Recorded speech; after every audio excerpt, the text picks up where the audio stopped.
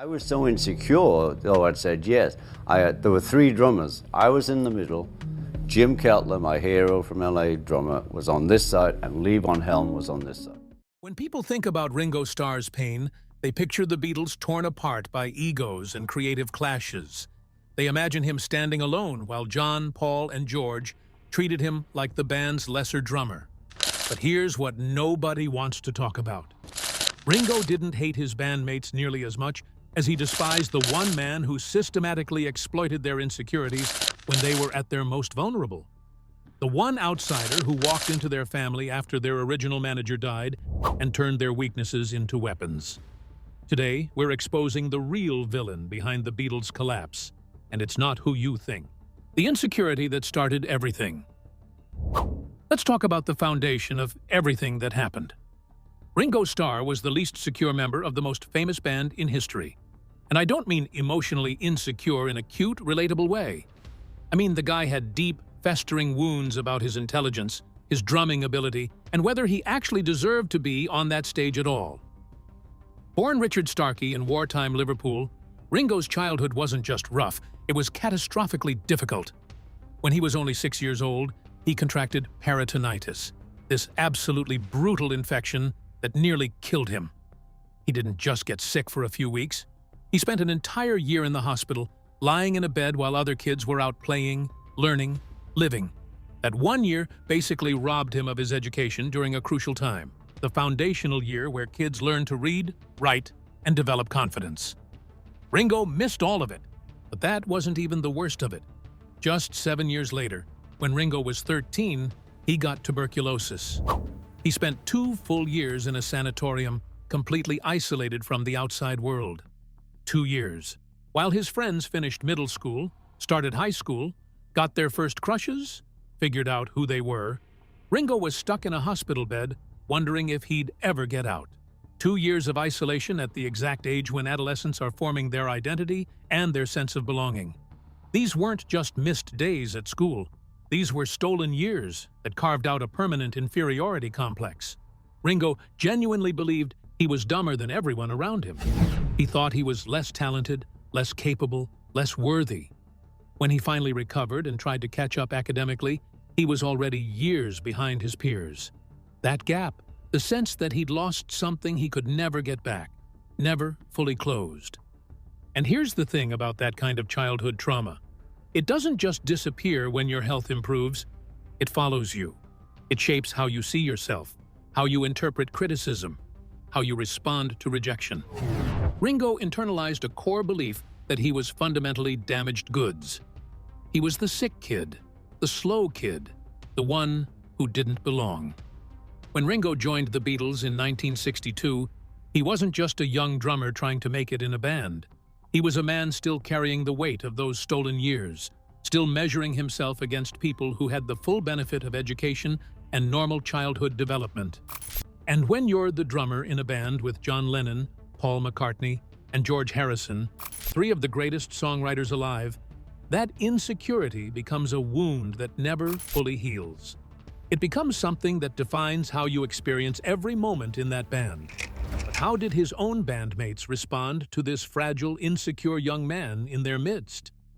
When the brotherhood became a betrayal. Here's where it gets really painful. Ringo was surrounded by genius, but genius can be cruel. The Beatles were 4 incredibly talented men, but they weren't 4 friends who always had each other's backs. They were a band built on creative tension, and as that tension increased over the years, it started to direct itself at the most vulnerable member. The wounds came from 3 directions, and each one cut differently. George Harrison's distance. George Harrison was the first. George was already dealing with his own resentment, being the quiet Beatle, the songwriter whose brilliant compositions got pushed aside for John and Paul's work. When George wrote songs, he was told they weren't good enough. John and Paul dominated the songwriting credits and the creative control. George was stuck in the background, and it festered.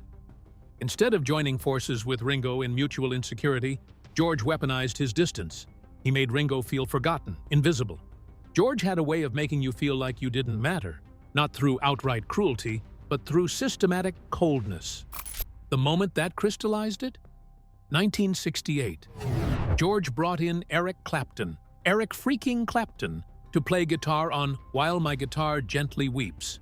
Not just any session musician, one of the greatest guitarists alive. And George did this without Ringo's input. Ringo wasn't even consulted about bringing in another guitarist. The message was clear. Your playing isn't good enough. We need someone better. Your presence in this band is optional. John Lennon's betrayal. Then came John Lennon and Yoko Ono. John was Ringo's anchor, the guy he trusted, the leader he followed. Ringo looked up to John. He wanted John's approval, but when Yoko became John's constant companion in 1968, everything changed. Yoko openly criticized Ringo's drumming in front of the other band members. She had opinions about how he should play, and she wasn't shy about sharing them. But what really hurt was John's response. John didn't defend his drummer. John didn't say, "Hey, that's Ringo's style. That's what makes him special." Instead, John turned cold. He dismissed Ringo's playing as insufficient, making it clear his contribution wasn't valued the way it used to be. When you're already insecure about your abilities, and your bandmate's girlfriend is publicly criticizing you, and your bandmate isn't defending you, that's not just criticism. That's abandonment. That's the person you trust most. Essentially saying, "She's right. You're not good enough." Paul McCartney's humiliation. But the deepest cuts came from Paul McCartney. Paul had the studio control that nobody else dared to challenge.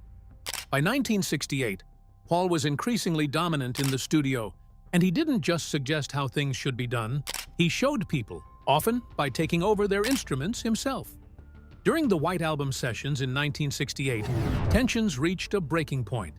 Ringo felt his drumming contributions weren't being respected.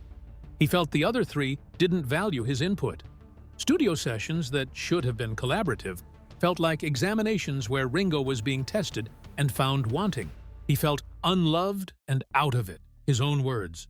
The situation became unbearable. On August 22, 1968, Ringo quit the band for 2 full weeks.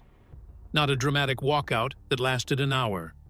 2 actual weeks where the Beatles' future was genuinely uncertain. Ringo went to Spain, got away from it all, and gave everyone time to think about what they'd done to him. What happened next made it worse. When Ringo left, Paul stepped in and played drums himself on several tracks, including Back in the USSR and Dear Prudence. For Ringo, hearing his bandmate replace him on his own instrument, hearing Paul's drumming on Beatles tracks, was absolutely devastating. It said, "We can do this without you. We don't need you. You're replaceable." Ringo eventually came back. The other Beatles apologized, but the damage was done. Ringo had been made to feel expendable by the 3 men he'd been making music with for years. But was his childhood really the root of all this pain? Or did something darker shape how he experienced these wounds? The boy who almost didn't survive. To understand why Ringo internalized every slight, every criticism, every moment of rejection so deeply, you have to go back further. Back to that 6-year-old in Liverpool, separated from his family, staring at hospital walls, while his body tried to kill him. That year in the hospital wasn't just medical. It was psychological warfare against a child's sense of belonging. When you're 6 and you're isolated from everyone you know for an entire year, you internalize a specific message. You're separate. You're different. You're the sick one. You're the one who doesn't get to do what other kids do. Your body has betrayed you, and maybe there's something fundamentally wrong with you. Normal development happens around you without you. You miss the bonding experiences that create social confidence. You miss learning how to be a kid among other kids. When you finally come home, you've missed crucial developmental stages and you feel behind. You feel broken. And when you think maybe, just maybe, you can move forward and catch up, you get hit with tuberculosis at 13. Another year stolen. More isolation. More hospital beds.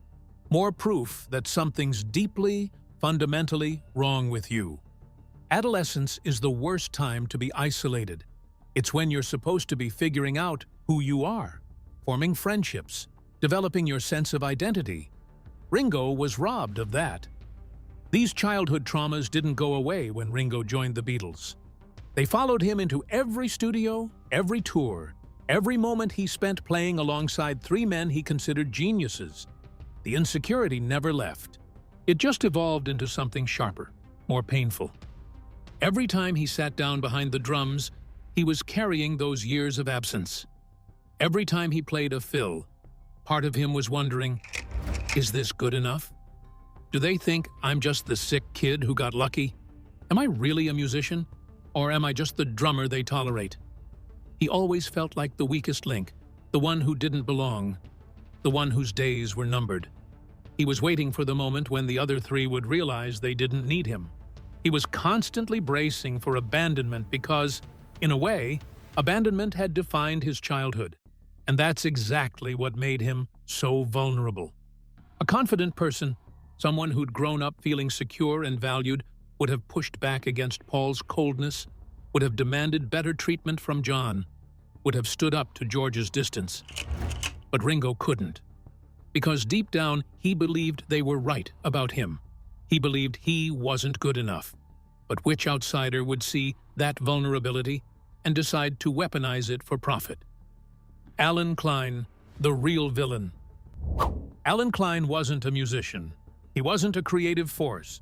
He was a financial manager and producer who became the Beatles' manager after Brian Epstein died in 1967. Brian had been their protector, their shepherd, the businessman who loved them and guided them. When Brian was gone, there was a vacuum. The Beatles were grieving. They were searching for someone to fill the void. But here's something most people don't know.